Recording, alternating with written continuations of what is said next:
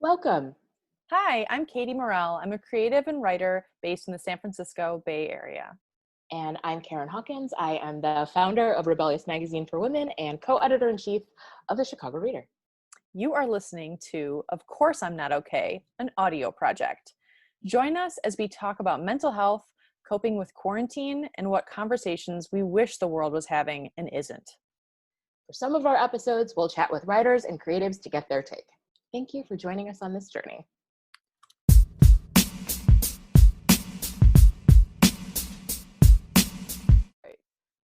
Okay, just a sec. We are recording. Yay! Well, happy Monday. It is. No, you know what? I'm going to really do that. Because it's Friday. Okay.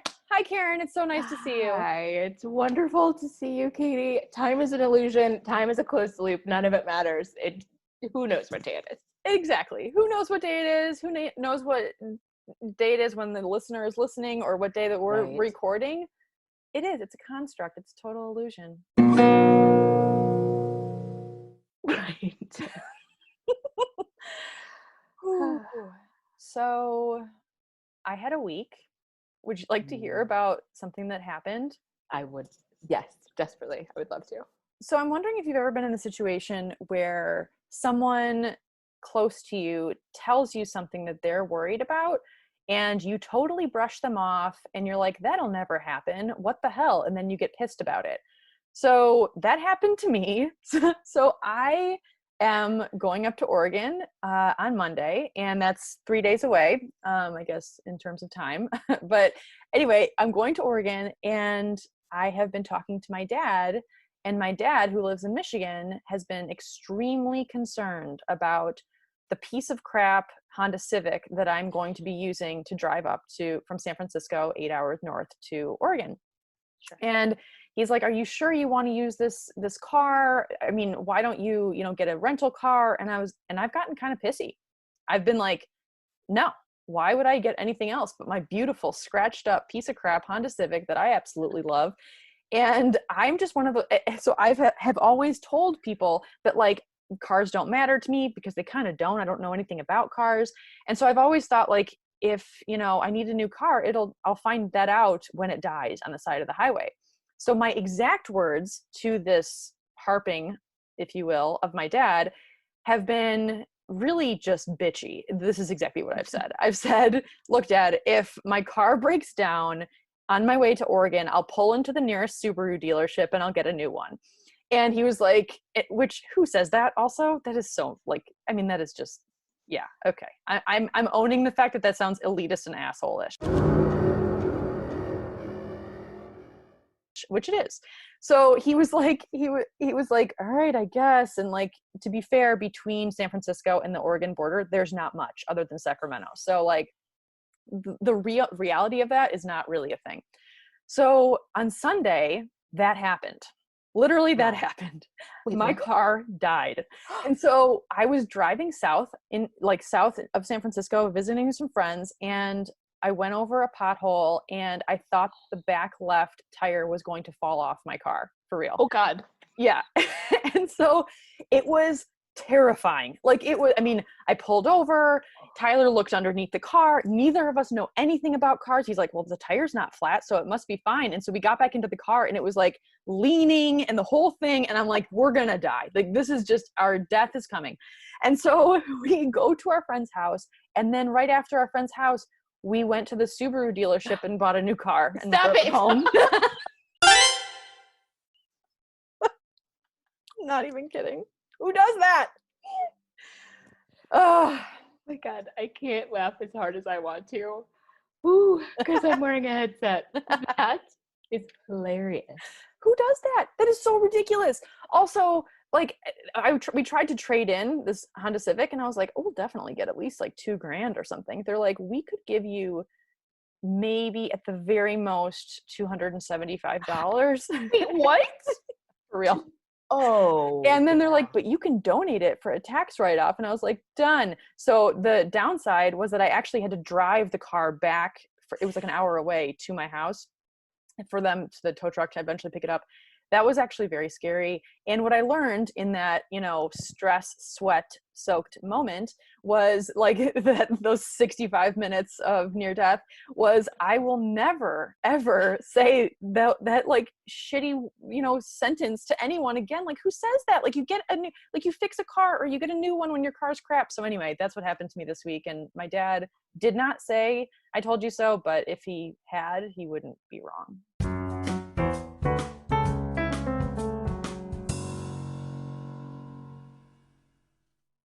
So that's what happened.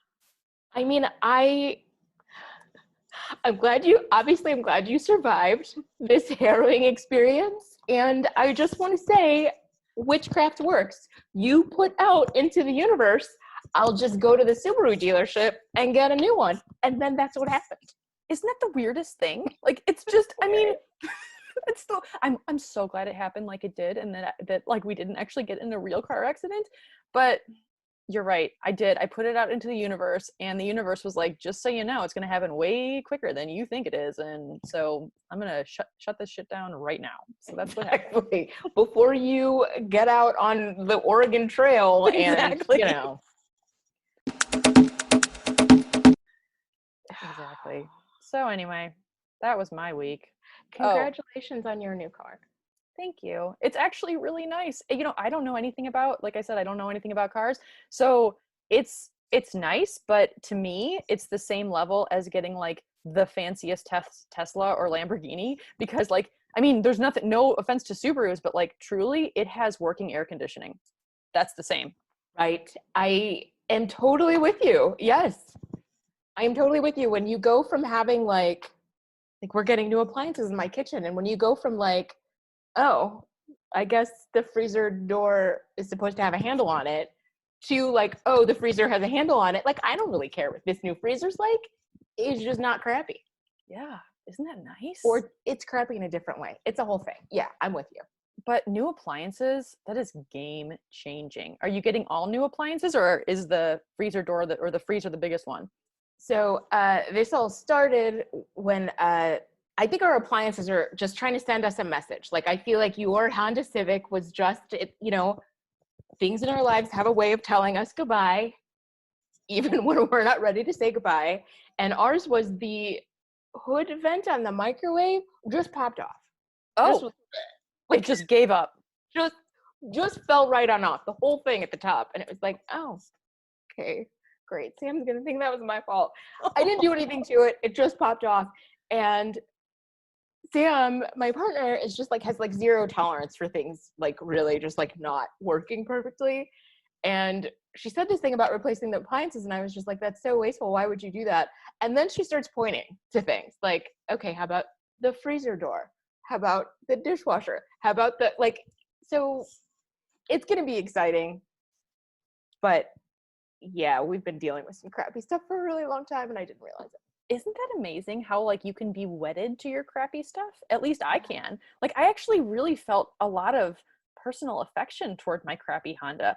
Like, after I ran into, like, I didn't run, I sideswiped multiple poles at Whole Foods, and like it was it was really, it had a nice constellation of scratches on it that were like, that were just became vintage after a while. Like, it was really something that I owned. That I really honestly did not it did not matter to me. I mean, it worked, whatever, like it was fine. I could have been riding a go-kart down the 101 and it wouldn't have mattered, but apparently I do need to care about those things. So this is a lesson.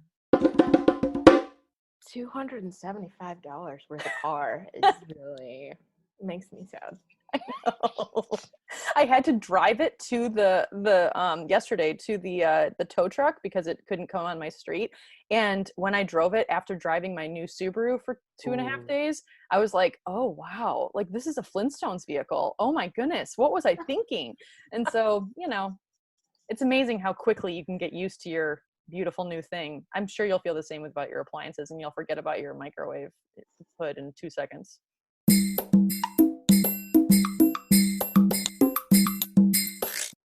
what I'm hoping. Yeah. Wow. Yeah. Oh, the other thing that happened this week was I got in a 12-hour fight with my husband, which was complete. It was a silence fight. It was one of those. That's fun. When something bothers you, and it was just 12 hours of silence. I really think that was, and you know how like the energy is just not working, and the actual fight is embarrassing to explain, but I'll tell you, he was in the other room. He was making a piece of toast with honey on it. Oh my And God. This is so good already. and I was in the other room and I wanted to tell him something, and he was taking too long with his fucking honey. And so I was like, what are you doing? And he got really mad. And it turned out that like we just stopped talking because like we stopped because we were so mad at each other because I wanted one thing and I didn't understand that his butter needed to melt before he put the honey on it. And so this is so ridiculous. For anyone who's listened to our second episode on rage, this is how people get mad about not being able to open gummy bears. Like this was the level. I mean, it was like a real fight, and it was about melting butter, which I didn't actually realize until the following day when finally we had cooled off. And I mean, to be fair, I actually think the reason that we didn't talk for 12 hours was because we actually just needed a 12-hour break. Like that's it. Like we live in the same house and have for 5 months, and so we're just like, we don't see any other human. Why not just stay seething?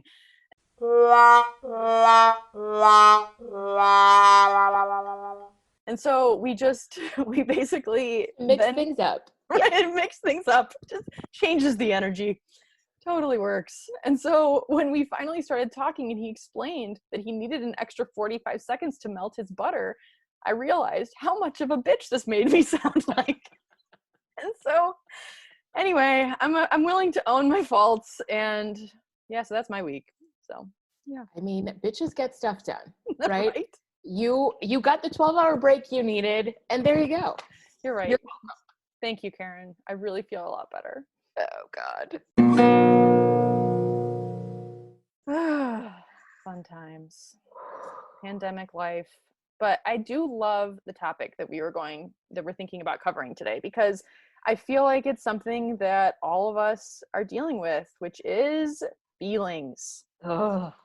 And the feeling of feelings. Yes. And the lack of being able to avoid feeling those feelings. Correct. Because all of the things that we use to escape from feeling our feelings are not really available to us, or not available to us in the same way. And I think last time we talked about how everything is heightened right now. Melting butter. And yes. I feel like it's all just so present in our lives that you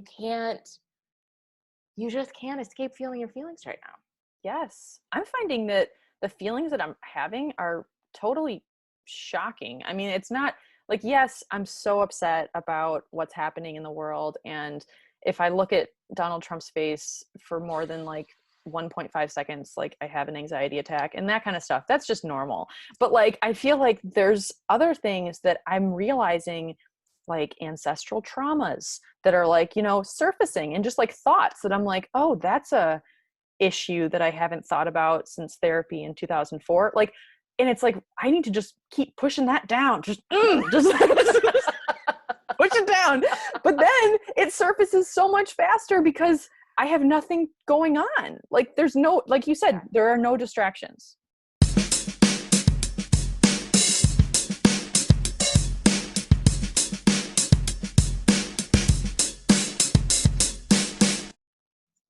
Yes. And I feel like my interaction with this topic has been the realization that I have pockets of time where I am not feeling my feelings, and that is the only way to get through the day. And actually, this is the way I was explaining it to my friend. I was talking to my friend about how I lost my phone, RIP phone. I have friends who call it river phone now. That's fine. Yes. And how calm I was about losing my phone in the river. And how I explained it was like, of course I was calm. I'm just in a dissociative haze most of the time now. And I feel like that explains that. And it explains how I can like work full time all the time now and like get all these things done. Like, I feel like I have days where I realize like I have just been checked out. That is how Mhm. I'm getting through the days. And I don't think there's anything wrong with that. I mean, I just don't think we can fully live in this like heightened state of like constantly feeling every single emotion. I mean, it's just, it feels, and I think there are some days where I do experience every emotion, and that's hard. That's really, really hard when those things come in, and sometimes it's just an avalanche, and it's just like, oh, here we go. We're going on the, whitewater rafting level 5, like that's happening. But like, I feel that like, I like the dissociative state sometimes. Yeah. I mean, that's why I'm watching so much of the British baking show. Like, that's like a really nice dissociative state. Like, I don't even know if I'm really Yes. dissociating, like, as much as I'm just like, I didn't realize how much I care about pastry. Like, I mean, I have to, it's honestly helping me. I wasn't even a big TV person before this, and it's really helping me check out. And I think that's healthy.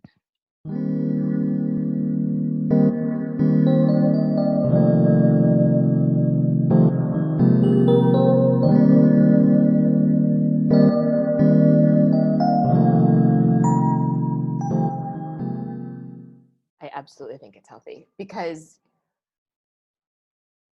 the thing about feeling your feelings when so many of your feelings are bad is that it's paralyzing.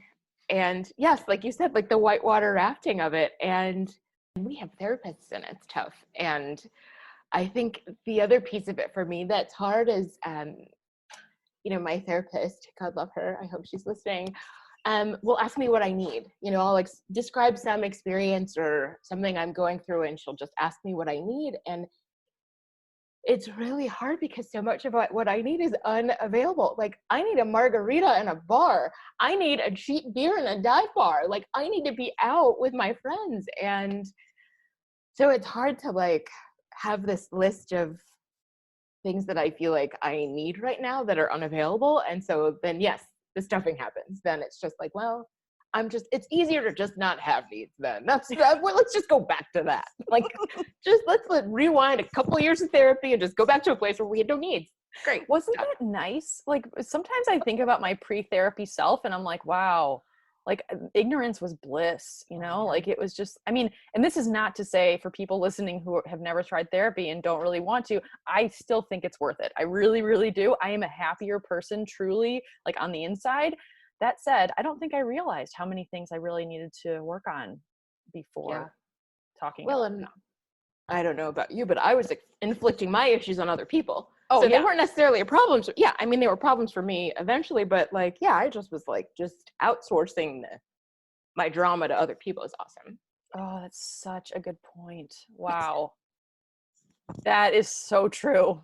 Like, I mean, that's the part about therapy when you realize, like, oh, I was just spewing my codependency, as one example, on all of my relationships. Wow, good to know. Awesome. But now I can work on my codependency. And so, it's better for all involved, I will say.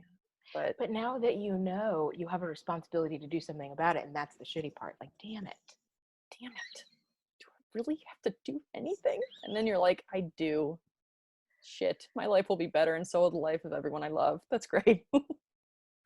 But yeah, I do think that it's interesting because this time is just such a strange time to, it's like we're in this weird vortex of like, I feel like there's so many of us who are trying to really figure out ways to make it through. And like, we're on Zoom, we're doing like, like social distancing drinks with people. We're trying to, if we want to travel, we're doing it very, very carefully. Like, there are things I feel like people are kind of stepping out a little bit, but like going to a live music venue, like that's the kind of stuff that I miss. And it's, I mean, there's many things, but it's just, I feel like it's a weird time for feeling those feelings. And I feel like we're in it together. I think that anyone who's like, even if you're not feeling your feelings, like they're probably still under there. And like, maybe one day you kind of feel like shit and you're like, why is that? Like, maybe it's because, there's just a amalgamation of feelings kind of like erupting at once. For everyone at the same time. And I do think that there is something to that, because I feel like this idea that everyone is suffering in some way everyone in your lives. And I feel like it becomes harder then for me to like, I feel like there are people in my life, I'm the caretaker listener friend. And I feel like I don't, Yes. I got nothing for you, man, right now. Like I just, yeah, you're having problems. Really? Let me tell you my problem. You know what I mean? I feel like Yes. I feel like I like, there is a part of that obviously that I like, and I just don't have any room for it. And also I feel like, and this was another thing I realized in therapy, is that I kept getting pre-therapy in relationships with people who were outsourcing their emotions to me. Like, this bad thing happened to me, but I don't know how to feel my feelings. So I'm going to tell you, and then you're going to get really upset, Karen, because that's what you do. And now I can stay calm because like you're Oh, all fired up and like you're upset for me. So I get to be the one who's just like, oh, no, it's fine. And I just feel like I can't do that right now. Like, totally, totally. And then you acting different if you're in that scenario now, I would assume that it actually changes the entire dynamic within you and that other person because you're not metabolizing that for them, like you're not taking it in. exactly. Yeah. Yeah. Yeah. Does that feel Which, better for well, you? I feel like I'm just not taught. I'm doing the same thing you're doing. I'm having very curated interactions with people. So yeah.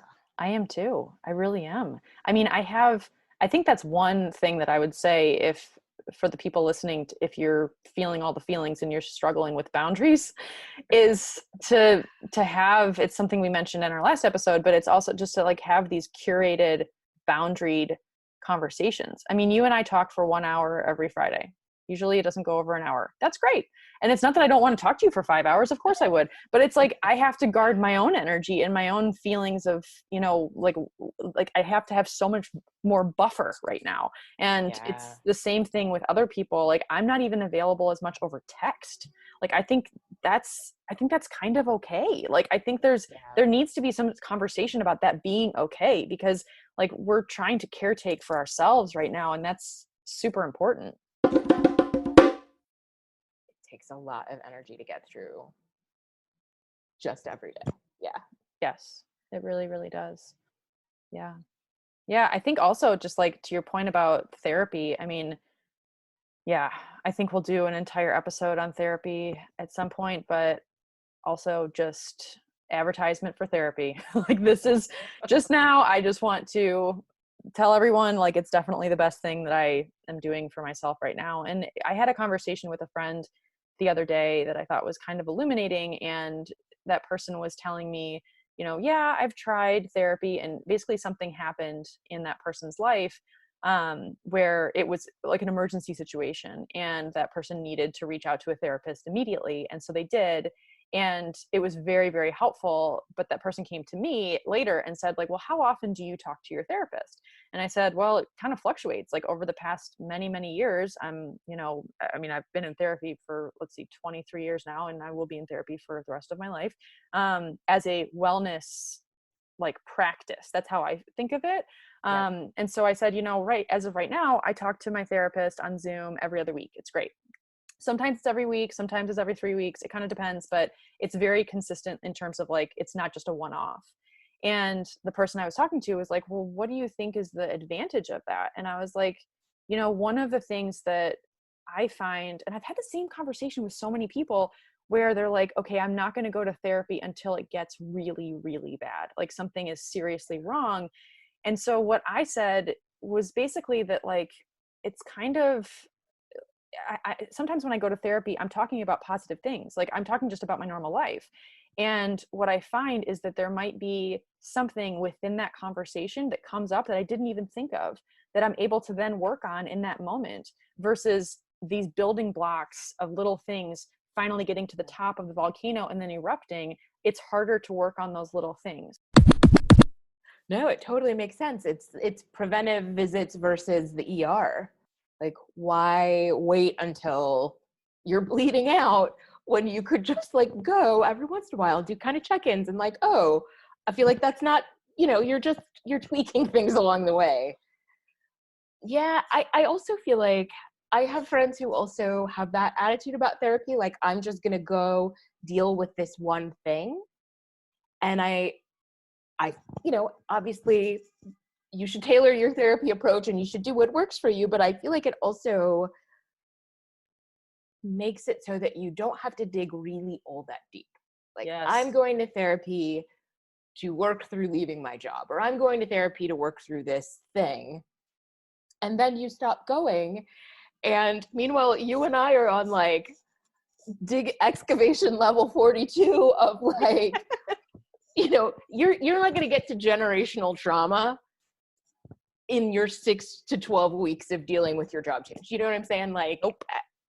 I feel like I do think of it as preventive care, and I do think I got a lot going on up here, and I just need to understand how all of the things that have happened in my life impact who I am now.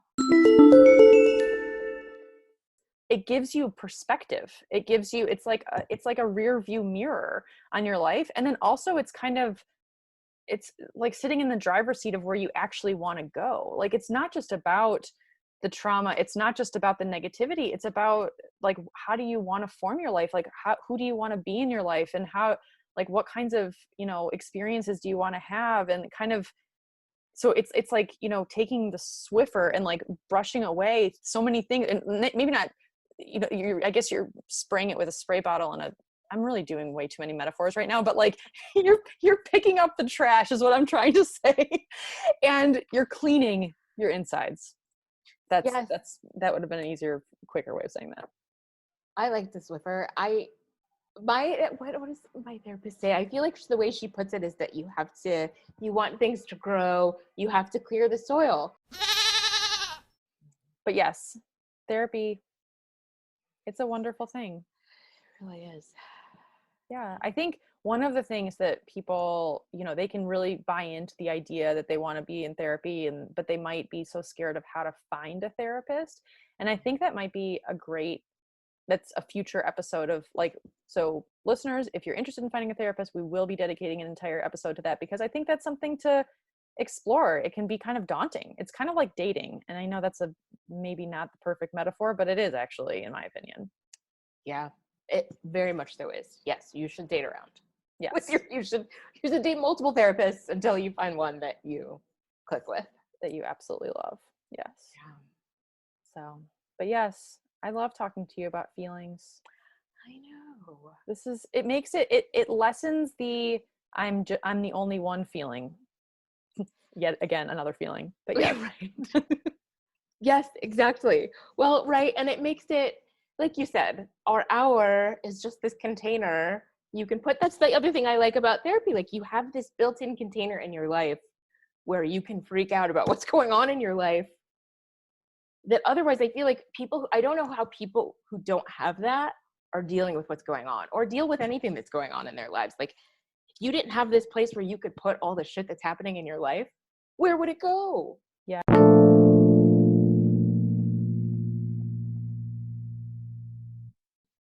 So I feel like I know that in future episodes, we're going to talk about how to find a therapist. And I'm really excited about those episodes. So listeners, stay tuned. But in the meantime, one of the things that we've talked about, Karen, is how people can reach us.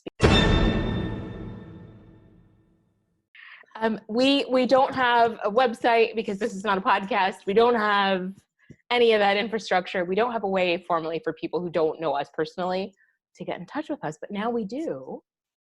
Yes. notokpod@gmail.com. I love that. Yes. So we have this new email address, friends. So please email us. Feel free to email any suggestions, any comments, questions. We're always looking for ideas for guests. We will have guests on this audio project / podcast at some point. And so, yeah, we're just so interested in talking about mental health and talking about humor and talking about just what everyone isn't really discussing at the moment. So please feel free, notokpod@gmail.com. We are very excited about the launch of our new email address. And okay, I'm going to steal an idea from the YouTube influencers, which is a comment question. So email us at notokpod@gmail.com and tell us about your experiences with therapy. Are you in therapy? How do you feel about it? Did you try? Did you not like it? Are you afraid of it? Do you think it's crap? Like, what are your feels about therapy? Notokpod@gmail.com. We want to hear from you. Yes, we do. And we will see you next time. Thanks for listening. Thank you. All right. Bye-bye.